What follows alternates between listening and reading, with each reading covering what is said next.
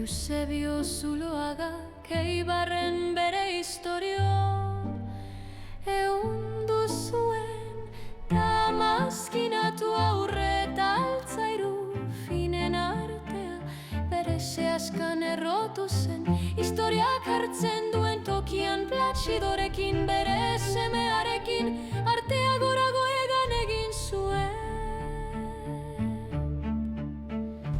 Labana lanaren hildazkak lerro zehatza bitxi bat haien eskuen azpian. Metalak abesten du, txertatzen da eta distira egiten du ondare findu bat, non urregilearen harima distiratzen den matxasaga historialariak.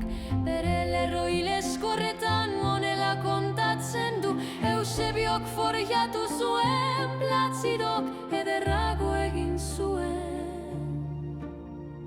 Suzko dantza hau, non urrea eta altzairua bat egiten diren Eibar betierekoa.